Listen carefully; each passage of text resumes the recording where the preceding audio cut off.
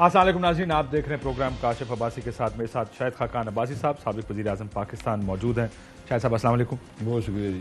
कल फिर पीडीएम का एक और इजलास हुआ। ज़ाहिर है अब सारी नज़रें दोबारा ऑपोजिशन पर आ गई हैं कि ऑपोजिशन क्या करेगी। तो बुनियादी तौर पर वन लाइन में अगर आपको अपने वोटर्स को बताना पड़े कि हम क्या करना चाह रहे हैं अगले 3 से 4 महीने में, वो क्या होगा? देखिए, हम करना जो चाह रहे हैं वो अवाम की जो तकालीफ हैं उनको हमने उजागर करना है कि ये मुश्किलात हैं आज अवाम की और मुल्क की, और उनका हल क्या है। और ये हल बड़ा वाज़ेह है कि जब तक मुल्क में शिफाफ इलेक्शन नहीं होंगे और फौरी इलेक्शन नहीं होंगे, मसाइल हल नहीं होंगे। तो ये पैगाम लेकर हम आवाम के पास जा रहे हैं। हुकूमत गिराना चाहते हैं? देखिए, हुकूमत तो गिरेगी तो मामला आगे चलेगा ना। हुकूमत गिराना वाहिद मकसद नहीं है कि हम इक़्तिदार में आ जाएं, इस इक़्तिदार में हिस्सेदार बन जाएं, मुफाद हासिल करने। ये बुनियादी मकसद नहीं है। बुनियादी मकसद ये है कि इस सारे मामले का मुस्तकिल हल ढूंढा जाए। किस मामले का? जो मुल्क के आज हालात हैं, जो 74 साल से नाजुक दौर में जी है ना। नहीं, नाजुक दौर नहीं है, जो आज ज़्यादा मुश्किल थोड़ी बढ़ गई हैं, नाजुक से आगे चली गई हैं। तो उसका हल, मुस्तकिल हल ढूंढना है। हम इसी चक्की में पिसते रहेंगे। मीशत की बात कर रहे हैं? मीशत है, सियासी निज़ाम है, मुल्क में अदल का निज़ाम है, मीडिया की जो हालत है, यानी हर मामले पर मुल्क जवाल वजीर है। और उसकी वजह बुनियादी तौर पे 2018 का इलेक्शन है जो चोरी हुआ। तो आप ये कह रहे हैं 2018 से पहले मुल्क में मीडिया भी ठीक था, अदालती निज़ाम भी ठीक था, इदारे ठीक काम कर रहे थे? नहीं, बिल्कुल नहीं थे। तो लेकिन क्या ऐसा बदला जो पहले नहीं था? हालात बेहतरी की तरफ जा रहे थे। हर हुकूमत जब आती है, अदालतों में फैसले बेहतर हो गए थे, लेकिन इन्होंने फिर खराब कर दी। मैं just out of curiosity I want to know, I have always seen Pakistan to be like this. नहीं, या तो आप उसी तरह छोड़ दें ना, वो तो मामला नहीं चल रहा ना, मामला नहीं चल रहा। अब कुछ तो बदलना है उसको। तो बदलने का एक ही रास्ता जो हमें नजर आता है कि मुल्क का निज़ाम आइन के मुताबिक हो, इसके अलावा कोई रास्ता नहीं है। ये तो बात ठीक है जी। देखिए, इस पे तो कोई एतराज, मेरा ख्याल है कोई अक्लमंद आदमी जो किसी असूल पे नहीं, हमने अक्लमंदी का मुजाहरा नहीं किया ना 74 साल। हमने आइन पे कोई यकीन नहीं किया। हम इसलिए आज मुश्किल में हैं। आप एक, मैं सिर्फ मामूली सी बात कर देता हूँ। 75 रुपये फी डॉलर इंडिया का रुपया है, 85 बांग्लादेश का टका है, 95 पे अफगानी है। 2 टके का आदमी कितने चला गया टका? 95 मिसाल हुआ करती 95 अफगानी है। आपको याद है ना, ये हमारी मिसाल पाकिस्तान में दी है 2 टके का, क्योंकि टके की कोई वैल्यू नहीं थी। और आज नहीं, उसका ताल्लुक इस टके से नहीं था। वो पुराना टका, पुराना कहावत है, पुरानी कहावत है। तो हमें कुछ तो सोचना है ना मुल्क के बारे में, वरना हम इसी तरह अगर इसी निज़ाम का हिस्सा बनते रहें, ये इलेक्शन चोरी होते रहें, लोग टूटते रहें, हुकूमतें इस तरह की आती रहें, तो मुल्क नहीं चलेगा। जब आप ये कहते हैं कि हम हालात खराब हो रहे हैं, लेट्स अस्यूम कि गिवन के, क्योंकि बड़ी बात हो रही थी पाकिस्तान में चार्टर ऑफ इकोनॉमी की, there is a reason why ये बात आई है कि चार्टर ऑफ इकोनॉमी होना चाहिए, मईशत पर सियासत नहीं होनी चाहिए। चंद खबरें मेरे सामने। ब्लूमबर्ग कहता है Pakistan economy goes from bad to worse as growth seen slow in May 2018। यह आपके हुकूमत के दौरान Pakistan economic crisis, out of balance Pakistan economic crisis. ये why does Pakistan have repeated macro economic crisis? ये उनका CSIS कहता है कि economic crisis Pakistan again, what's different this time? New York Times, जब इमरान खान साहब इलेक्शन जीत गए थे, Imran Khan first test Pakistan troubled economy. So it effectively speaking, जब आप हुकूमत छोड़ कर गए हैं तो बाहर के सारे अखबार, बाहर के सारे बड़े बड़े जो फाइनेंशियल न्यूज़पेपर्स हैं, मूडीज ने आपको दोबारा नेगेटिव पे ले गए थे आपकी हुकूमत के दौरान। मैं यूज कम एंड से कि जनाब हम अच्छा छोड़ कर गए थे और इन्होंने खराब किया। मसला है, गुफ्तगू तो पहले दिन भी यही थी। आप जब कह रहे थे, मुफ्ता इस्माइल ने कहा IMF जाना पड़ेगा, sick economies go to IMF, good thriving economies don't go to IMF। Do you realise, या आप इस तरह का जवाब लोगों को कैसे देंगे कि क्या आप अच्छी इकोनॉमी छोड़ कर गए थे, अब खराब की इन्होंने, या इकोनॉमी पाकिस्तान की पिछले 20-30 साल से ऐसे ही देख रहे हैं? 74 साल से ऐसी ही है। उसकी वजूहत है। उसकी वजूहत ये है कि मुल्क में जमहूरियत नहीं है। ये बुनियादी वजह है। पाकिस्तान, अगर आप हमारे दौर की बात कर लें, मुश्किल हालात में हमने पाकिस्तान लिया। महंगाई बढ़ी हुई थी, ग्रोथ कम थी, मुल्क में बिजली नहीं थी, गैस नहीं थी, डेवलपमेंट नहीं थी। हमने सारे मामले को चलाया। फिर आ गया धरना। उसके बाद फिर हमने टुकड़े संभाले और CPEC शुरू किया। फिर पैनामा आ गया, फिर पनामा आ गया, फिर डॉनली का आ गया, फिर सुप्रीम कोर्ट, मुल्क के सुप्रीम कोर्ट ने इस मुल्क के वज़ीर आज़म को एक अकामा लेने पर जो फीस मेरे पास non declaration of asset, non declaration अकामा लेने के लिए कंपनी के डायरेक्टर बने थे ना। माजरत चाहता हूं, ख्वाजा आसिफ के केस में इकामे को सुप्रीम कोर्ट ने कुछ और फैसला, आपको पता है? मैं ये कह रहा हूं ना, मैं ये कह रहा हूं जहां सुप्रीम कोर्ट ट्रायल कोर्ट बन जाए, हुकूमत चलती हुकूमत तोड़ दे, वहां पर ये उसके बावजूद हमने इकॉनमी को संभाला, हमने ग्रोथ दी और तमाम पैरामीटर, इकोनॉमिक पैरामीटर्स ग्रो कर रहे थे। जी मुश्किलात हमेशा रहती हैं, ये मैं आपको ऐसी 20 अखबारें दिखा देता हूं। मुश्किलात हर इकॉनमी की होती हैं, अमेरिका की मुश्किलात होती हैं, चीन की मुश्किलात हैं, आपने उसको मैनेज करना होता है। हम मैनेज कर रहे थे, हमने हर पैरामीटर बढ़ा दिया, आपने वहां से आगे चलना था। लेकिन जब मुल्क में पॉलिटिकल इंस्टेबिलिटी आती है तो इकोनॉमिक स्टेबिलिटी नहीं आ सकती। तो हमारे मुल्क में जब इलेक्शन चोरी होता है तो फिर इकोनॉमिक स्टेबिलिटी नहीं आती। मैंने हर दफा देखा, मैं मैशत पे ज्यादा बात नहीं करता, मैं फिर थोड़ी देर में सियासत पे आ जाऊंगा। 3 साल के बाद कोई भी पॉलिटिकल गवर्नमेंट आईएमएफ के पास दोबारा इसलिए नहीं जाना चाहती क्योंकि आईएमएफ के पास जाएंगे, उनकी कंडीशंस बहुत सख्त होती है। मैं भी आपके किसी 2-3 बड़े इकोनॉमी के विजिट से बात कर रहा था, नाम नहीं लेता, उन्होंने कहा जी अगर हम भी आएंगे महंगाई ऐसी रहनी है। वजह यह है कि इंटरनेशनल भी महंगाई है और दूसरा कुछ हालात हमारे भी इस किस्म के हैं जो खराब हालात। माजरत चाहता हूं, इसमें मैं इससे इत्तेफाक नहीं कर सकता। आईएमएफ क्यों जाते हैं? आईएमएफ को पैसे के लिए हम नहीं जाते, पैसा मार्केट से मिल जाता है, फाइनेंशियल क्रेडिबिलिटी के लिए जाते हैं। दुनिया का क्रेडिबिलिटी अब क्यों हासिल करनी पड़ती है? क्योंकि मुल्क में पॉलिटिकल स्टेबिलिटी नहीं है। ये बुनियादी बात है। इकोनॉमी और पॉलिटिक्स ये जुड़ी हुई हैं। जब तक हम ये बात नहीं समझेंगे हमारा मुल्क आगे नहीं बढ़ेगा। इंक्रीमेंटली मुल्क को आगे बढ़ाना पड़ता है। तो आप ये कह रहे हैं कि आपने जब 2018 में 19 में धरना लेकर आए, पॉलिटिकल इंस्टेबिलिटी आए, आप 2020 में फिर आपने हुकूमत की तख्ते अदख्ते की बात की, आप दोबारा पीडीएम बनाई, पॉलिटिकल इंस्टेबिलिटी आई, अब फिर आप हुकूमत गिराने की बात करें, पॉलिटिकल इंस्टेबिलिटी आएगी और इकोनॉमी सफर करेगी। आप कह रहे हैं हम करें तो ठीक है, दूसरा करे तो गलत है, या ये है ही गलत? ये अपोजिशन है, ये पॉलिटिकल इंस्टेबिलिटी नहीं है। अपोजिशन का काम होता है हुकूमत की नाकामियों को अवाम के सामने रखना, और अगर नाकामियां इस हद तक बढ़ जाएं कि मुल्क को खतरा हो तो उसको हटाने की आइन के अंदर रहकर पूरी कोशिश करना। मसला पैदा होता है जब आइन से बाहर जाकर कोशिशें होती हैं, जब निज़ाम आइन से बाहर चला जाता है, जब मुल्क में पॉलिटिकल इंस्टेबिलिटी कायम कर दी जाती है, एक चलती हुकूमत को तोड़ा गया। ये बड़ा फर्क है। जब मेमो गेट पे काला कोट पहन के सुप्रीम कोर्ट जाते हैं उससे पॉलिटिकल इंस्टेबिलिटी आती है। नहीं, वो तो एक इशू था सुप्रीम कोर्ट का, बिल्कुल गए और छुप कर तो नहीं गए ना, आवाम के सामने गए।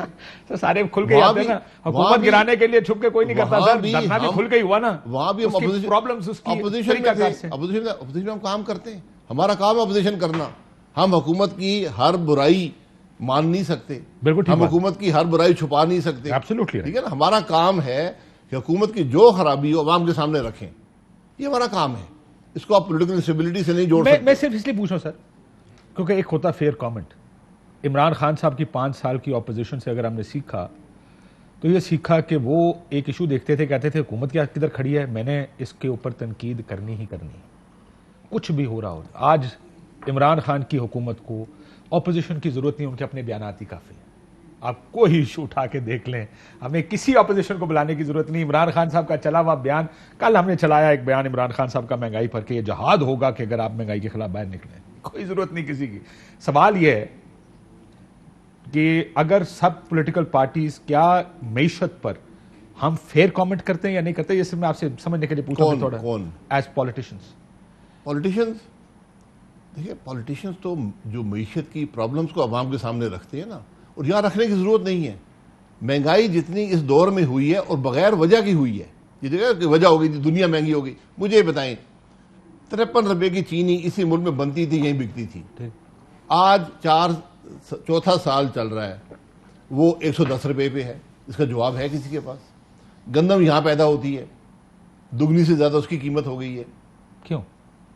इसे क्या नाअहल हुकूमत है, ये कंट्रोल नहीं कर पाई। चीनी के अंदर 40% चीनी के मालिक उस काबीना की टेबल पर थे जिसने चीनी की एक्सपोर्ट की इजाजत दी। आपकी टेबल पे भी काफी सारे थे जब जी, वहां जब हुई तो 58 से 53 पे चीनी आई। मैं ये जानना चाह रहा हूँ, जब आईएमएफ आता है और आईएमएफ कहता है कि बिजली महंगी करो, पेट्रोल महंगा करो, डॉलर डिवैल्यू करो, इससे महंगाई आती है? बिल्कुल महंगाई आती है। How can you tackle with IMF इन चीजों पे? आईएमएफ देखें, आईएमएफ का जो बुनियादी अभी भी फंसे हुए हैं, कह रहा पता नहीं होगा नहीं होगा, क्योंकि आईएमएफ की कंडीशंस बड़ी सख्त हैं, हुकूमत मान नहीं सकती, गरीबों पे बहुत जुल्म हो जाएगा अगर मान ली, लेकिन आईएमएफ अगर नहीं देगा तो एक उसका एक डिजास्टर अपना अलहदा है। देखिए, how do you deal with this? जी, सबसे पहली बात ये होती है कि झूठ मत बोलें, झूठ मत बोलें, गलत बयानी मत करें, स्टेटिस्टिक्स को मैनिपुलेट मत करें, हमेशा वो एक्सपोज हो जाते हैं आप। इस हुकूमत, अभी इस बजट में आप देख लें, इसमें 31 रुपए बजट बैलेंस करने के लिए इन्होंने फी लीटर पेट्रोलियम लेवी रखी हुई है। आज चार्ज हो रही है 5 रुपए, यानी वो जो 660 अरब की रकम आपने पेट्रोलियम लेवी में रखी थी अपनी आमदन के लिए, आप उसका इस वक्त छठा हिस्सा भी आप कलेक्ट नहीं कर पाएंगे। सर लेकिन आप सोचें जरा कि अगर उसको 36 रुपए कर दिया जाए, 5, आप खुद मान रहे हैं कि 5 रुपए लेवी रखी है, अगर 30 से 35 पर ले जाएं, सोचें पेट्रोल की कीमत किधर जाएगी? जी, तो ये बजट बनाते हुए सोचना चाहिए ना, मत गलत रकम रखें कि जी मैं आमदन इतनी कर लूंगा। आमदन तो हुई नहीं। अब आमदन कहां से आएगी? आमदन आएगी इन्फ्लेशन से। जब महंगाई बढ़ती है, हुकूमत की आमदन बढ़ जाती है। जो चीज़ आप 20 रुपए की लेते थे, अगर वो 30 की हो जाए, हुकूमत जीएसटी 17% ले रही है, वो आपको इजाफी रकम हो जाएगी। आमदन कहाँ से आएगी? आमदन डॉलर की स्ट्रेंथ से आएगी। रुपये डिवैल्यू हो जाएगा, आधी आमदन आपकी पोर्ट से आती है, वो आमदन बढ़ जाएगी। तो ये वो, लेकिन वो हुकूमत के अपने खर्चात भी बढ़ जाते हैं। सूद की शरह आपने बढ़ाई, आज तक उसकी वजह नहीं बता सके। बिल्कुल ठीक हो गया। मुझे ये बताएं कि अब आप ज़ाहिर गवर्नमेंट इन वेटिंग, आपकी कोशिश ही होगी और लग भी ऐसे रहा है कि इमरान खान साहब की हुकूमत काफ़ी प्रेशर में है, तो जब आपकी गवर्नमेंट आएगी, आप बिजली और गैस को 2018 की प्राइसेस पे लेकर जाएंगे? देखिए, 2018 की प्राइस पे ले जाना पॉसिबल नहीं है। क्यों? जी, इसलिए कि आपने एक एग्जीक्यूटिव ऑर्डर मेरी बात, जी माशाल्लाह, इस तरह हुकूमत नहीं चलती ना। यही तो सबका ख्याल होता है, क्योंकि जब तक आप इकॉनमी को स्टेबलाइज नहीं करेंगे, रुपये को स्ट्रांग नहीं करेंगे, हमारी तमाम बिजली डॉलर में बनती है। जब डॉलर को आप स्ट्रांग कर देंगे तो रुपीस में बिजली की कीमत बढ़ जाएगी। ये सब कहते थे बड़ा जुल्म किया जी इसाक डार ने। मुझे इस मुल्क के हर आदमी ने कहा, इसाक डार ने, including Miftah Ismail, I am sure. नहीं, मुफ्ता इस्माइल भी नहीं, वो भी उन्होंने टीवी प्रोग्राम में कहा कि जाके वैल्यू होना चाहिए था। वो डिबेट होती है, लेकिन आज हर आदमी ये तस्लीम करता है कि अगर आपने रुपये को डिवैल्यू करना है तो मैनेज्ड डिवैल्यूएशन होती है। 70% कमी आप नहीं कर सकते। उसकी वजह से ये सब मामला पैदा। तो आप कह रहे हैं पहले डॉलर तले ले आना पड़ेगा? आपको इकॉनमी को स्टेबलाइज करना है। कोई मोज़े यहाँ नहीं होते, बड़ी मेहनत से काम अभी आप कह रहे हैं मैनेज करना, आराम से मैनेज करके डॉलर को 140 पे कैसे मैनेज करेंगे? मुझे क्या बताइए। तो आपका काम, उसके पीछे इकोनॉमिक स्ट्रेंथ होनी चाहिए ना। जब इकोनॉमिक स्ट्रेंथ नहीं होगी, आप कैसे करेंगे? वो कहते हैं रिकॉर्ड रेमिटेंसेज हैं, रिकॉर्ड एक्सपोर्ट है, तो और क्या चाहिए जी? उसके बावजूद ही हाल है। अगर रिकॉर्ड रेमिटेंसेज होती तो फिर ये हाल ना होता आज हमारा है, फिर रुपये बड़ा स्ट्रांग होता। इसलिए देखिए, झूठ बोलने से मामला नहीं चलता। झूठ बोलना छोड़ दे तो काफी हालात देते। तो आप ये भी कह रहे हैं कि हम बिजली गैस सस्ती नहीं करेंगे, और आप मतलब मैंने जिन आपके लोगों से बात की, उन्होंने कहा जनाब हम कुछ नहीं कर पाएंगे ज्यादा महंगाई कंट्रोल करने में, क्योंकि इंटरनेशनल बिल्कुल कर पाएंगे। इसी सतह पे फ्रीज करेंगे और उसको वापस लेकर आएंगे। पहले साथ साथ इकोनॉमी को आपने स्ट्रेंथ देनी। सर, जब आप वापस लेकर आए थे या जब आपने 105 पे रखा था, ये हुकूमत आपके ऊपर इल्जाम लगाती है कि 23 अरब डॉलर दिए गए मार्केट को या फेंके गए मार्केट में, जेब से डाले गए ताकि डॉलर 105 रुपए पे रहे। इज दैट ये समझने मानने वाली बात है? मुझे कुछ पता नहीं। मैं थोड़ी हूं, मैं तो हुकूमत की बात आपके सामने रख देता हूं। मैं यही कह रहा हूं, झूठ बोलना बड़ा आसान है। इस हुकूमत में सच बड़ा नायाब है। सर, दूसरा, आप जब आप महंगाई कम करने की कोशिश करेंगे तो आपको सब्सिडीज देनी पड़ेगी। सब्सिडी से नहीं होता। हर बिजली के अंदर आप फेयर वैल्यू पे तो नहीं ले सकते। फिर मेरी बात सुन ले, सब्सिडी से मामले नहीं चलते। आप देते रहे हैं सर। सब्सिडी किसको दी है? आपने बिजली, मुझे याद है आपकी गवर्नमेंट, आपकी वजारत ने मियां साहब को यह कहा कि गैस महंगी करनी पड़ेगी। मियां साहब ने कहा नहीं करनी। बिल्कुल। तो वो सब्सिडाइज ही की ना आपने। हमने उसको मैनेज किया। कैसे सर? डेट खड़ा कर दिया ना 250 रुपए। मैं यही कह रहा हूं ना, 1 पैसे की सब्सिडी गैस में नहीं दी गई 5 साल में। 1 पैसे का डेट दोनों सुई कंपनी। क्यों आप मियां साहब के पास गए थे कि गैस महंगी करें? जी, मैंने ओगरा का खत आया था, जो अभी भी आता है कि जनाब गैस महंगी कर दें। तो आप मिनिस्टर लेवल पे उन्होंने कहा जनाब आप वजीर हैं, गैस अवाम पे असर पड़ता है, मुल्क की नईशत पे असर पड़ता है, गैस महंगी नहीं होगी, आप मैनेज करें, आप वजीर हैं। मैंने मैनेज किया। आप भी पूछ, आज भी बता सकता हूं कैसे मैनेज होगा। ठीक, वो तो मैनेज हो सकता है। सर्कुलर डेट की हर चीज मैनेज की है। तो अगर बिजली की कीमत महंगी ना करते तो उसको मैनेज किया जा सकता था आपके ख्याल? बिल्कुल मैनेज किया जा सकता था। वापस सियासत पे आ जाए सर जी। सो अब हुकूमत गिरानी है। हुकूमत गिरी हुई है। वो तो डिग्गी और के में आखिरी धक्का किस तरह दसो जी दसो ना असल रोला यह कि तुसा आखिरी को धक्का देना पैसी नहीं देखिए हमने बात करनी है मुल्क की खराबी की। अपोजिशन लश्कर नहीं होता, यहाँ कोई लश्कर नहीं है कि हम चढ़ दौड़ेंगे। हमने अवाम के सामने मुल्क के मसाइल भी उनको खुद भी महसूस करते हैं, हमने उनको उजागर करना है कि जनाब ये मसाइल हैं और इसकी वजह ये है और इसका हल ये है। ये बात आज पाकिस्तान के अवाम ने तस्लीम कर ली है और मैं कहता हूँ कि अल्लाह ना करे वक्त आए कि पॉलिटिकल निज़ाम से बाहर अवाम सड़कों पर आ जाएं, और वो दिन शायद दूर नहीं है अगर इस तरह महंगाई होती रही कि एक दिन में 25%, 28% घी बढ़ गया और हुकूमत को इंटरनेशनल प्राइसेस भी है ना। नहीं, बात इंटरनेशनल प्राइस ये तो आजकल गवर्नमेंट असद उमर साहब ने पूरी प्रेस कॉन्फ्रेंस की है इस चीज पे जी। उन्होंने बताया, बल्कि ये मैं आपके सामने रख देता हूं, मैं नहीं जानता इसमें कितना एक नहीं, मुझे बताएं एक दिन में इंटरनेशनल प्राइसेस 25% बढ़ी है। ये तो असद उमर साहब से पूछे। नहीं, इसमें लोकल इनपुट नहीं होता। मैं कहता हूँ चले 25% दुनिया में एक दिन में घी की प्राइस बढ़ गई है, इसमें लोकल इनपुट नहीं होती, वो तो नहीं बढ़ी ना 25%। आपकी तनख्वाह 25% बढ़ी है, अल्लाह करे किसी मैं भी दुआ कर रहा हूँ, आप भी घी की तरह दुआ करें कि मेरी लेकिन गवर्नमेंट तो रीजनल फिगर्स फेंकती है। अब मुझे समझ नहीं आती कि किस तरह काम करते हैं। वो कहते हैं सारा झूठ आटा पर किलो पाकिस्तान में नवंबर 2021 में 63 रुपए, इंडिया में 121 रुपए, ये उनका कहना है। पाकिस्तान में कुकिंग ऑयल 349 रुपए, इंडिया में 532 रुपए, दालें हमारे 188, उनकी 350 रुपए। वो इस तरह के फिगर देते हैं। घी, वेजिटेबल घी 346 हमारे पास है, वो सस्ता है इंडिया में तो 257 रुपए। So they give out this figures कि हम रीजन में सस्ते हैं। इसका क्या कहता हूं, आप फूड इन्फ्लेशन देख लें, इंडिया में 1% है, यहाँ तकरीबन 11% है पिछले महीने। सो एनीवेज, अब आगे जाहिर है हुकूमत को, यानी कल जो मैंने मौलाना साहब की, अब आप जल्द से जुलूस और रैली शुरू कर रहे हैं जी। पहली फेज में रैलीज करेंगे, एजुटेशन करेंगे महंगाई के खिलाफ। पीपल्स पार्टी साथ लाने का कोई चांस है? पार्टी भी शामिल है, अपोजिशन के तौर पे शामिल है, पीडीएम में शामिल नहीं है, उनका फैसला है। अपोजिशन में सारे शामिल हैं, अपोजिशन में सारे शामिल हैं। इकट्ठे नहीं करेंगे, अलग-अलग करेंगे जी। वो भी करेंगे, हम भी करेंगे, और भी जमातें हैं जो नहीं है, ना पीडीएम में है ना किसी और के साथ, वो भी करेंगे, सारे करेंगे।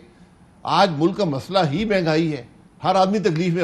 हुकूमत महंगाई का लफ्ज बोलने से गुरेजा है। नहीं, वो तो मान रहे हो। कल मुझे बताएं, कल असद उमर साहब ने पूरी प्रेस कॉन्फ्रेंस किया कि महंगाई हो गई है, महंगाई बढ़ गई है, गैर मामूली महंगाई। वज़ीर आज़म असद उमर साहब क्या है? Planning minister. फाइनेंस मिनिस्टर कहाँ पे है? अमेरिका में ना। जो मुल्क का प्राइम मिनिस्टर कहाँ पे है? वो ये प्राइम मिनिस्टर हर हफ्ते एक तकरीर कम से कम जरूर करता है, एक दफा भी उनके मुल्क से महंगाई का लफ्ज नहीं। मेरे ख्याल है ये एक चीज है जिस पर सारी गवर्नमेंट आगे यहाँ बैठ के रोज कोई भी आएगा, वो कहेगा मैं बता रहा हूँ, मैं आपसे कह रहा हूँ, आपके सारे रिकॉर्ड है, एक दफा तकरीर में कोई दिखा दें जिसमें वज़ीर आज़म ने महंगाई की बात की है। नहीं, ये तो मेरा ख्याल है एडमिशन, मेरा अपना ख्याल है, ये तो गवर्नमेंट में हर जगह एडमिशन है कि महंगाई बढ़ गई। एडमिशन से काम नहीं होता, हुकूमत का काम एडमिशन करना नहीं होता, फिगर देना नहीं होता, हल निकालना होता है। हल की कोई बात शायद जिस तरह आप कह रहे हैं हल नहीं है। वज़ीर आज़म ने महंगाई की भी बात, उसने सिर्फ कहा घबराओ नहीं। अब पूरा मुल्क घबरा गया है, इसलिए घबराने से नहीं बात चलेगी, बात है इसका हल ढूंढना है। वज़ीर आज़म को पहले इतराफ़ करना पड़ेगा हम नाकाम हो गए, हमसे मामला नहीं चल रहा। और आज आप यकीन करें, ये कोई सियासी बात नहीं है, मुल्क के मसाइल का हल ही एक फौरी और शफाफ इलेक्शन में है। ये आप कर दें, आपको मुल्क चल पड़ेगा। बिल्कुल ठीक है। एक ब्रेक लेते हैं, ब्रेक के बाद गवर्नमेंट क्लेम कर रही है कि मार्च के बाद ये जो इंटरनेशनल प्राइसेस हैं शायद साहब ये नीचे आएंगी। ये नीचे आएंगी तो जो महंगाई है, महंगाई कदरे कम हो जाएगी, क्योंकि ये बड़ी कोविड की वजह से इन्फ्लेशन पूरी दुनिया में देखी जा रही है। बहरहाल लेट्स सी व्हाट हैपेंस। मार्च तक का टाइम है, मार्च अप्रैल मई की बात कर रहे हैं। असद उमर साहब ने कहा कुछ एनालिस्ट तो जनवरी की बात कर रहे हैं, लेकिन उनका एक गाइडेड फिगर था मार्च का। Let's see what happens in March. एक ब्रेक लेते हैं, ब्रेक बाद वापस आते हैं तो जरा थोड़ी सी मजीद बात करते हैं कि क्या करना है पीडीएम ने, क्या कर सकती है पीडीएम। एक ब्रेक के बाद।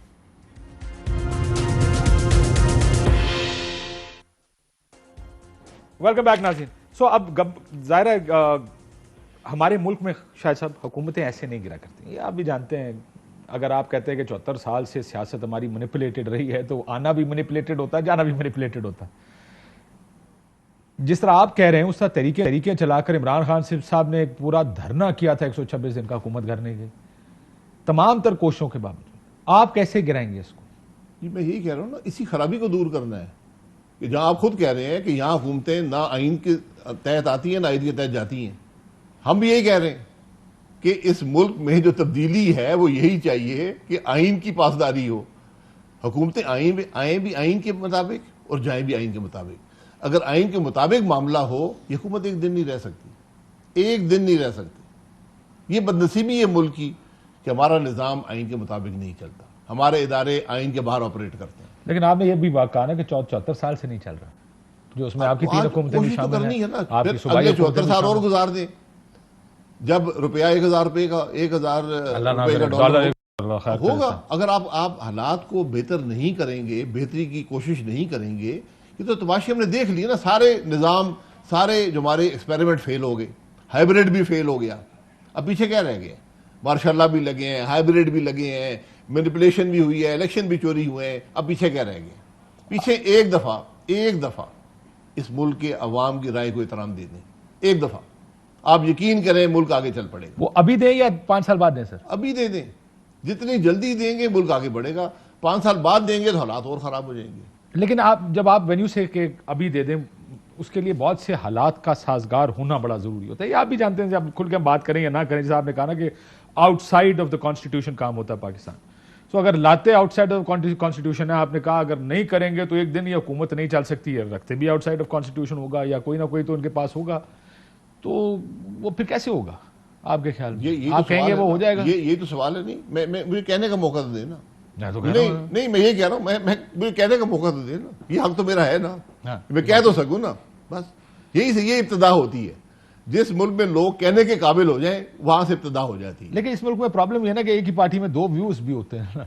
एक पार्टी में 10 व्यूज होते हैं, कोई मसला नहीं। आपकी पार्टी में भी एक व्यू ये है कि जनाब हम आइन और कानून के अलावा कुछ नहीं मानेंगे, नाम लेने जनालों को शुरू कर देते हैं, कभी रुक जाते हैं, फिर शुरू का एक नाम लेते हैं, दूसरा नहीं लेते।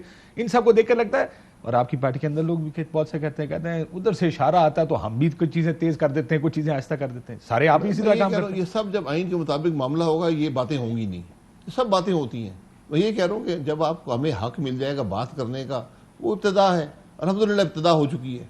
आज जो बात मैं और आप बंद कमरे में करते थे और वहां भी दबे अल्फाज में करते थे, आज टीवी प्रोग्राम पे कर रहे हैं, टीवी प्रोग्राम में कर रहे हैं। लेकिन ये कब तक ये सिर्फ गुफ्तगू की हद तक रहेगा आपके ख्याल में? क्योंकि इस वक्त ये लग रहा है आपकी पार्टी में भी यही लड़ाई चल रही है कि हमें किस हद तक जाना चाहिए। पार्टी में कोई लड़ाई नहीं, यकीन करें।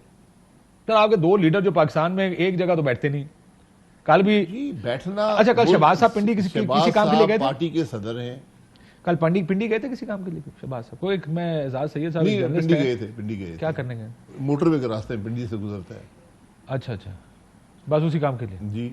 वैसे मोटरवे को तो बार से सीधा कश्मीर हाईवे सीधा बीच में पिंडी आता है। अच्छा, सिर्फ वो मुझे अच्छा, कौन सा पिंडी आता है उस जगह पे? क्योंकि अच्छा खैर उधर ही गए। जब आप जीटी रोड क्रॉस करते हो पिंडी, क्योंकि उन्होंने इंसिनुएट किया कि शायद कोई मुलाकात करने गए। मुलाकातें होती होंगी, मुझे इसका इल्म नहीं है। आपकी पार्टी आप भी मुलाकातें करती है? बात मुलाकातों से आगे बढ़ गई है ना। किस तरह मुलाकातें क्यों कर रहे हैं? एक तरफ आइन की बात करते हैं, फिर कहते हैं मुलाकातों से हल नहीं निकलेगा। मैं ये कह रहा हूं, जो हम मुलाकातें चाहते हैं उनसे हल नहीं निकलते। अब जो आपने बात करनी है वो सिर्फ आइन पे बात करनी है, वरना कोई हल नहीं। क्या बात करनी है आपने जी? आइन के लिए बात करने की क्या जरूरत है? ये आइन है, ये होगा तो ठीक, ये नहीं होगा तो इलेक्शन शफाफ हो, ये आइन कहता है, मैं नहीं कहता हूं। आइन कहता है कि मुल्क में इलेक्शन कैसे होंगे, इदारे क्या करेंगे, आइन सब कुछ देता है, उसको फॉलो करें, शायद मुल्क बेहतर हो जाए। जो हमने कुछ किया उससे तो नहीं हुआ हमसे। आपको लगता है किसी पार्टी ने डील कर ली होगी आपकी तरफ से? क्योंकि बड़ी अरसे से जब से पीडीएम बनी एक बात हो रही थी कि जिसको मौका मिला डील कर जाएगा। शौक है डील कर ले, मिलेगा कुछ नहीं, मुल्क का नुकसान होगा। या बहुत डीलें हुई हैं, 74 साल एक डील की लंबी फहरिस्त है। और वो डील की फहरिस्त मैं उम्मीद करता हूँ काशिफ वाजिद साहब कोई ट्रूथ कमीशन बना दें। आप सर ट्रूथ कमीशन तो मैं बना देता हूं, अगर गल मेरे ते आ गई तो मैं बना देता भी बनाई छोड़ सकती पहुंची गई बस गल अगर तो पहुंची गई तो फिर हालात बहुत खराब है। लेकिन ट्रूथ कमीशन में सच कोई नहीं बोलेगा सर, सारे सच बोलेंगे, कोई नहीं बोलेगा सर। आप कोई आके नहीं कहेगा ये टीटियां किस वजह से आई, मैंने ये अपार्टमेंट कैसे खरीदे, ये भी सच है ना सर। ये देखिए सच अपनी मर्जी का सिलेक्टेड सच नहीं होगा ना। आपकी उम्र मुझसे कम है, आप देखेंगे ट्रूथ कमीशन बनेगा, बचेगा कोई वहीं से ना बचे, कोई ना बचे, बिल्कुल ना बचे, बचने की जरूरत नहीं है।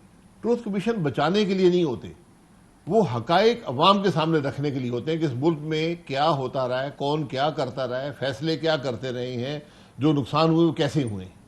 हम आज ये मानने को तैयार नहीं है, हमारी तारीख में लिखा हुआ नहीं है, जो हम निसाब पढ़ाते हैं बच्चों को, कि बांग्लादेश ईस्ट पाकिस्तान कैसे अलहदा हुआ था, ये हम पढ़ाने को तैयार नहीं है। तो आप क्या मुल्क की तारीख बसक करना चाहते हैं? सर ये आपकी बात 100% दुरुस्त है। मसला ये है कि इसमें हमें ये भी पढ़ाना चाहिए कि जब मार्शल लॉज आते हैं तो कौन कौन उसका साथ देता है, बिल्कुल किसको कौन अपने साथ झोली में डाल के हुकूमतों में लेकर आता है, किसको वहां पे नर्चर किया जाता है, किसको जब हुकूमतें चली जाती हैं तो वजीर आला बनाया जाता है, वजीर आजम बनाया जाता है। ये सारे हकायक हैं, सब हकायक आने चाहिए। ये मसला ये कि मैं कई दफा गुफ्तगू सुनता हूं, मुझे बड़ी हंसी आती है कई दफा कि लोग वो बात कर रहे होते हैं जो सबसे बड़े कल्प्रिट्स हैं सारे निजाम के। मैं देखें फिर माजरत से कहता हूं कि ये रिकंसिलिएशन का मामला नहीं है, हकायक का मामला सर है। आपकी फैसला अवाम को करने दें, हम किसी को सजा देने नहीं जा रहे, हम सिर्फ हकायक अवाम के सामने रख रहे हैं कि ये मामला हुआ फलाने इशू पर। मार्शाल्लाह आया, किसने साथ दिया, सारे नाम आ जाएंगे। कौन मार्शाल्लाह की झोली में था, सारे नाम आ जाएंगे। कौन शेरवानी बनाकर 2 साल बैठा रहा, वो भी नाम भी आ जाएंगे। कौन इलेक्शन चोरी करके वज़ीर आज़म बना, वो नाम भी आ जाएंगे। ये सब नाम आ जाएंगे, सारे नाम आ जाएंगे, जो अच्छी बात है ना। तो जितने बने सारों के नाम होंगे, सबके नाम आ जाए, तो ये होना चाहिए जी। तारीख देखे ना, उससे सबक ये मिलेगा कि मुस्तकबिल में ये काम नहीं होंगे। इसलिए ये सब हकायक अवाम के सामने आना जरूरी है। जो मुल्क अपनी तारीख में लिखने को तैयार नहीं है, उसने क्या हासिल करना है? ठीक कह रहे हैं, लेकिन मुझे एक बात बताएं, आप खुद भी वजीर आजम रहे हैं शायद साहब, मसला ये है कि ये सिर्फ ये एक पार्ट ऑफ द प्रॉब्लम है, major part of this problem जो आप जिसकी तरफ इशारा कर रहे हैं कि क्योंकि मैनेजमेंट्स बहुत सारी हुई, चीजों को कोर्स किया गया, ये हुआ वो हुआ, जिसकी वजह से मुल्क के हालात खराब। कुछ ना कुछ तो हमारे हुक्मरानों का दोष भी होगा ना, कुछ ना कुछ तो आप लोगों का भी खराबी है, जिसकी वजह से मुल्क यहां पर आया। उन्होंने देखा कि वो ठीक नहीं होता तो मैं कुछ ठीक क्यों करूं। जब सर मैं आपसे ये अरबों रुपए टीटीओं के जरिए पाकिस्तान आएंगे, बाहर के अपार्टमेंट्स को डिनाई बार बार किया जाएगा, ये भी तो प्रॉब्लम है। बिल्कुल है ना, बिल्कुल है। मैं इसकी बात क्यों नहीं करते? मैं ये कह रहा हूं, बातें सबकी करें ना। जब आप उस टेबल पे बैठते हैं, आपके लेफ्ट राइट सारे इल्जाम लगा दिए हैं, नैब आपके पास है, वो करें। ये भी पता चलेगा कि मीडिया वाले लोग क्या करते रहे, एब्सोल्युटली, जज क्या करते रहे हैं, फौजी अफसरान क्या करते रहे हैं, ब्यूरोक्रेट क्या करते रहे हैं, बिजनेसमैन क्या करते रहे हैं, सियासतदान क्या करते रहे हैं। ये आवाम के सामने रख देना, घबराते क्यों है? अब सर ये किस तरह रखा जाएगा? चले मुझे उसका फर्क आप फर्ज करें, हुकूमत आ गई, ओके लेट्स फ्यूचरिस्टिक बात करते हैं, छोड़ दें इस चीज। फ्यूचरिस्टिक बात आपकी हुकूमत आ गई है जी, मुस्लिम लीग नून की गवर्नमेंट आज ओथ ले रही है, कल क्या इस मुल्क का पहला ट्रूथ एंड रिकंसिलिएशन कमीशन बनेगा? ट्रूथ कमीशन, रिकंसिलिएशन हम नहीं कर सकते। सो ट्रूथ कमीशन में क्या क्या चीजें डिस्कस होंगी? हर चीज जो इशू है, जो आप जानते हैं, और बहुत से लोग फोत हो गए जो आप जानते हैं। आप वो कहें जी मैं इस इवेंट का हिस्सा था, मैं इलेक्शन चोरी कर रहा था, ये मैंने किया। दूसरा आएगा जी मैं सियासतदान था जी, मैं मार्शाल्लाह की गोद में बैठा हूं, मैंने ये किया। तीसरा आएगा जी मैंने जी अपार्टमेंट बनाई है, मेरी टीटी आई थी, मैंने अपार्टमेंट बना लिए, वो हो गया। चौथा आएगा जी मैं शेरवानी लेकर बैठा था, मैंने वो कर दिया। चौथा आएगा मैंने जी मुझे चीनी में बड़ी फ़ायदा हो रहा था, मैंने कहा ठीक है तो हम दोस्तों को भी थोड़ा फ़ायदा दे देते हैं, तो मैंने पाकिस्तान के 1000 अरब चीनी में चोरी कर लिए। पंजाब से कोई वज़ीर आला आएगा, वो कहेगा जी मैं गंदम चोरी मैंने की, आटा बेचा, नौकरियां बेची, उसका नाम भी आ जाएगा। सबके नाम ये भी आगे कहेगा ना सर कि देखो जब मेरे पास शुगर मिल थी नहीं, मैंने कहा मेरे बच्चे लगा लें तो ज्यादा अच्छा है। फिर ये हुआ कि एक कानून था जिसके तहत साउथ पंजाब में शुगर मिलें नहीं लग सकती थी, तो फिर मैंने वजीर आला और वजीर आजम फैसला किया जी क्योंकि हमारी शुगर मिलें तो साउथ पंजाब में जाके लगा लेते हैं। इस मुल्क में कॉटन प्रोटेक्टेड बेल्ट होनी चाहिए थी, जो थी हमने कहा जनाब हमें गन्ना लगाने का फायदा है। और गन्ना, हालांकि कल ख्वाजा आसिफ साहब पिछले हफ्ते मैं देख रहा था पब्लिक अकाउंट्स कमेटी में कि सारे सियासतदान हैं, ये नुकसान है मुल्क का कि इतनी चीनी पाकिस्तान में बने। बल्कि एक दफा यहीं बैठ कर उन्होंने कहा कि मुझे याद है जब हम बचपन में या जवानी में हमारी चीनी क्यूबा से आया करती थी, पता नहीं हमने क्यों ये फैसला, क्योंकि अरबों रुपए बनते हैं हर आज चीनी जिसके पास शुगर, आज आप चीनी फिर इंपोर्ट कर रहे हैं, अल्हम्दुलिल्लाह फिर इंपोर्ट कर रहे हैं, जो शुगर मिल रहा है क्योंकि आपने काटल खड़ा कर दिया। सारे ट्रुथ कमीशन में डाल दें, आप खोले चीनी बनाए जिसका दिल करता है कि पाकिस्तान में बनाए, लेकिन क्योंकि सिर्फ सियासतदानों के प्रोटेक्शन भी आप कर, ये सब होगा ना। सियासतदानों को ये सब कुछ डाल दें, ये भी डाल दें कि 9 साल एक डिक्टेटर हमारा एहतसाब करता रहा सर, ये तो होगा। 3 साल से दूसरे लगे हुए हैं, बिल्कुल होना चाहिए। एहतसाब सिर्फ एक शख्स का होता रहा। इस मुल्क में नैब ने 20 साल में एक सियासतदान को सजा दी, इस नैब ने जज को ब्लैकमेल करके सजा दिलवाई। यहाँ आला अदालतों में क्या होता रहा, कौन किससे मिलता रहा, सुप्रीम कोर्ट में क्या हुआ, तो ये बड़े तल्ख हक़ाइक़ इस मुल्क के, इनको सबको डॉक्यूमेंट कर दें। सच बोलेंगे सर? जी सच होगा ही बिल्कुल। आपको मुझे लगता है शायद खान अब्बासी की जाती ख्वाहिश तो हो सकती है, लेकिन आपको जो लोग जिन्होंने आपने फैसले नहीं करने, जिन्होंने फैसले करने, उनकी ये ख्वाहिश नहीं है। नहीं, उनकी ख्वाहिश है किसी तरह कुर्सी मिल जाए। मेरी हो या ना हो, आपकी हो या ना हो, इस मुल्क में ये होगा, इस मुल्क में ये होगा, आप देख लेना। इसके बगैर अब आगे बढ़ नहीं सकते। अगर ना हुआ तो फर्ज करें जिस दिन हुकूमत आती है, क्योंकि अब आपका ये बयान आ गया रिकॉर्ड पे, लेट से आपकी हुकूमत आती है, कोई ना ट्रूथ कमीशन बनता है, ना इंक्वायरीज होती है, ना लोगों को उनके गैर आईनी और ये जो लोग गैर जमहूरी हैं, जो जमहूरियत जो उस सिस्टम का हिस्सा नहीं है, उनके किरदार पर, या जो लोग इस सिस्टम का हिस्सा है, जो जमहूरियत या इस पार्लियामान या इस हुकूमतों में रहे हैं, अगर ये ट्रूथ कमीशन नहीं बनता तो आप क्या करेंगे? नहीं, मैं क्या करूं, आप ट्रूथ कमीशन बना दे। मैंने थोड़ी बनाना है, हुकूमत डॉक्यूमेंटेशन करनी है।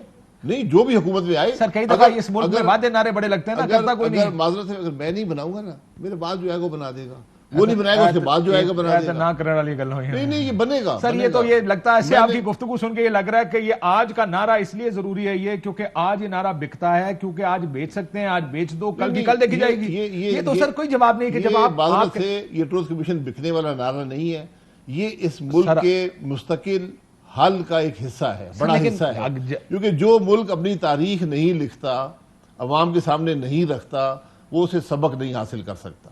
सर मैं आपकी इस बात से मुझे सिर्फ एक इख्तलाफ है, वो ये कि आप ये बातें तो कर रहे हैं, आज पिछले 3 साल से हम सुन रहे हैं। नवाज शरीफ साहब जब उनको मौका मिलता है तकरीर करने का, वो भी कह देते हैं जनाब इसमें जो ज्यादती है आइंदा नहीं।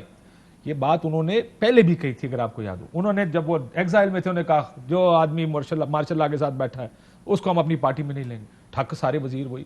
जब आज मसला ये मुझे लग ये रहा है कि जब आप कहते हैं ना अगर हम नहीं करेंगे कोई और करेगा, इसका मतलब ये है कि करेगा कोई। माजरत से देखें, ये मामलात हल हुए हैं ना। पहले यहाँ पूरी असेंबली भाग जाती थी 1 घंटे में, अब नहीं भागते। आज 3 साल हो गए, एक बंदा टूट के नहीं गया। ये जमहूरियत की फतह है, ये पॉलिटिकल इस्तेकाम का हिस्सा है। बिल्कुल इंसानों से गलतियां होती हैं, हम बहुत सी बातें करते हैं, बाद में जो भी मुश्किलात हो वो मामला हल नहीं होता, बहुत सा हो जाता है, हमें वो याद रहता है जो हमने कहा और नहीं होता वो याद रहता है, आपको बहुत याद रहता है। लेकिन वो बातें भी करें जब हमने कहा था बिजली के मसले को हल करेंगे, जब हमने कहा था गैस के मसले को हल करेंगे, हमने कहा था मुल्क को तरक्की देंगे, सब कुछ हुआ, आपके सामने हुआ। तो ये निज़ाम को आगे बढ़ना है और जमहूरी कदरों के अंदर बढ़ना है, आइन के अंदर बढ़ना है। आइन से बाहर जाएंगे तो वही होगा जो हमारे साथ हुआ है। खौफ सारा इस मुल्क में, मैं ब्रेक ले लूं, ब्रेक के बाद आखिरी सेगमेंट में, हमारे मुल्क में सादा डर इस बात का रहता है शायद सर कि ये नारा कहीं फिर एक और सियासी नारा तो नहीं है, यानी ये वक्ती जरूरत के तहत हर नारा सियासी होता है। नहीं सर, जब इक़्तिदार में आए उसको अमली जामा पहनाने की कोशिश करें। सियासी नारे में और अमली जामा पहनाने में सिर्फ एक फर्क है सर कि कुछ नारों को वक्ती तौर पर इस्तेमाल किया जाता है क्योंकि आज ये चलेगा, लेट्स यूज इट। हुकूमत में आके कहेंगे जैसा मियाँ साहब ने कहा, और जो किन्नू फड़ी है, चोरियां तो बड़ी हुई, हालांकि वो उनका 2008 से 13 के दरमियान तमाम तर बयानिया करप्शन और जरदारी साहब की चोरी के खिलाफ था। लेकिन जब मुझे पूछा जनाब किस किस को पकड़ेंगे, एक ब्रेक के बाद, what is doable in this country what is not, एक ब्रेक के बाद।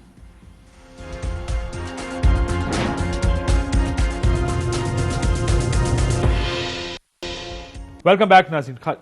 शायद साहब, अब जाहिर है बड़ी हीट अप होने वाली ये चीज़, ज़ाहिर है पॉलिटिक्स अब हीट अप होगी। आपके पास महंगाई का इतना बड़ा नारा आपके हाथ में आ गया जो कि एक आम आदमी को डायरेक्टली इफेक्ट करता है, और महंगाई अब हदें क्रॉस कर रही है, रिकॉर्ड्स तोड़ रही है। आउट ऑफ क्यूरियोसिटी मैं आपसे नंबर पूछता हूँ, पीपल्स पार्टी के पहले साल में इन्फ्लेशन कितनी थी? पहले साल में मेरे शायद 6%। 23% सर। आपके पहले साल में कितनी थी सर? हमारी 10 से ऊपर, 11 के करीब 10.4% या 10.8%। पहली जब भी हुकूमत आती है वो महंगाई क्यों हो जाती है सर?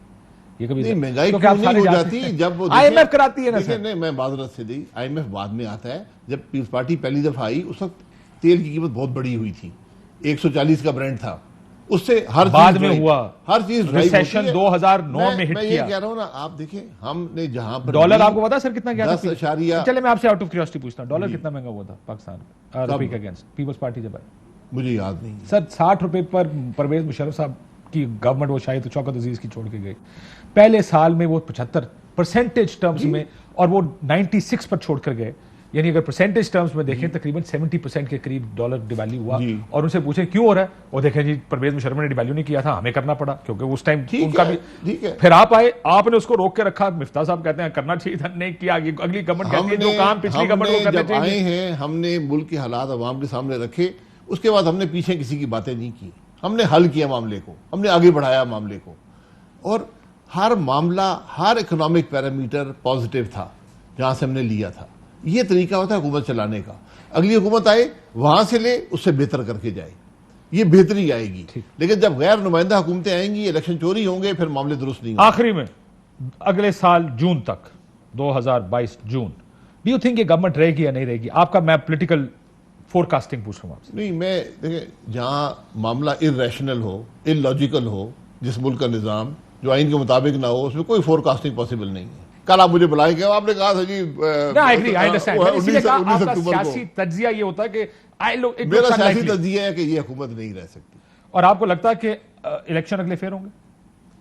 मेरी दुआ है कि फेयर हो, मेरी दुआ है। आपको लगता है कि सियासी कि तज्जिया के आपकी किसी साथी ऑपोजिशन की पार्टी ने कोई डील कर ली है? आपका सियासी तज्जिया? खैर अल्लाह करे को डील करे, कर ली है या नहीं? उसको मार पड़ेगी सियासत, इंतखाबात में आपको हशर देख लेंगे। अल्लाह करे डील करे। लेकिन मैं सियासी तज्जिया पूछ रहा हूं, आप लोग आपस में मैं बैठते हैं, सियासी गुफ्तगू तज्जिया, करते अगर हैं। कोई सियासत कर रहा है तो डील नहीं करेगा। जो सियासत नहीं चाहता, इक़्तिदार चाहता है, वो डील करेगा और मार खाएगा। सारे इक़्तिदार चाहते हैं, इससे पहले डीलें इसीलिए की गई हमेशा के इक़्तिदार कर देना। फिर मार पड़ेगी, फिर मार पड़ेगी। आप लोगों ने इक़्तिदार के लिए जो कभी, जमात आपने कभी इक़्तिदार के लिए डील जो नहीं की? जमात असूल पे नहीं चलेगी वो मार खाएगी। वजह आउट ऑफ क्यूरियोसिटी। अवाम आज ये कहते हैं कि मेरी जो तकलीफ है उसका बराह रास्त ताल्लुक इस मुल्क में आइन से इनहराफ में है, बराह रास्त ताल्लुक इलेक्शन की चोरी से है। आज आम आदमी ये कहना सर वो तो ये भी कहते हैं ना कि आज से 3 साल पहले ये कहते थे कि मेरी जो तकलीफ है उसका बराह रास्त ताल्लुक इस चीज से है कि मेरा इस मुल्क का लीडर चोर है। यही कहते थे ना, बनाया गया। अब 3 साल बाद, अब 3 साल बाद ये एक नैरेटिव बनाया गया, ये बिल्ड किया। ये फेयर नैरेटिव नहीं है जी, नहीं, बिल्कुल फेयर नैरेटिव नहीं है। आपने पकड़ा किसी को? सर, मुकदमा बनाया? पकड़ा ना जाना। नहीं, वो कहते हैं ना, कहते हैं कि यार ये बड़ा अच्छा बंदा है क्योंकि ये पकड़ा कभी नहीं गया। सर ये आर्गुमेंट तो नहीं है ना। आप 3 साल से लगे, यहाँ लीक्स नहीं आती हैं। 3 साल से लगे हुए हैं, आपने मुकदमे बनाए हैं, जेलों में डाला है। मेरा ओपन चैलेंज है, हमारी हुकूमत का एक करप्शन का स्कैंडल ले आए, मैं जवाबदेह हूं। मैं 10 मिनट रहा हूं, उसके बावजूद मैं 5 साल का जवाबदेह हूं। मैं जवाब देता हूं कि 99 में इस मुल्क में एक आमर आया जो 2008 तक रहा। 9 साल वो सिर्फ हमारा एहतसाब करता रहा। नहीं सर, 1 साल किया, उसके बाद डीले करके उसने सारों को छोड़ दिया। सर जाने देना इस बात को। हर घरों में आकर कपड़े भी, जूते भी गिने पहले साल यहाँ पर। जी, ये शायद अजीज का बयान रिकॉर्ड पे है कि मुझे कहा गया बस इनसे डील करनी है, इनको छोड़ देंगे, आप इनका एहतसाब नहीं करना। वो पाकिस्तान मुस्लिम लीग नून की बात नहीं कर रहे थे शायद अजीज, वो दोनों की बात कर रहे हैं। सर आप 9 साल मैंने खुद नैब के केस भुगते हैं, 9 साल में ECL पे रहा हूं। हमने ये देखा हुआ तमाशा, अल्हम्दुलिल्लाह एक उंगली कोई नहीं उठा सकता। इसी में कहता हूं हमारी हुकूमत में उंगली उठाए ना, आप कहीं वो टीवी लगाकर लोगों को दिखाएं कि ये करप्शन हुई है। इस हुकूमत के इतनी लंबी दास्तानें हैं कि आप वो देखेंगे एक दिन। नहीं, मैं तो चाहूंगा आप दिखाएं, आप देखेंगे। अल्लाह खैर करे। बहुत शुक्रिया शाहिद खान भाई साहब। नाज़रीन गुफ्तगू सुनी, इजाज़त दीजिए, अल्लाह हाफ़िज़।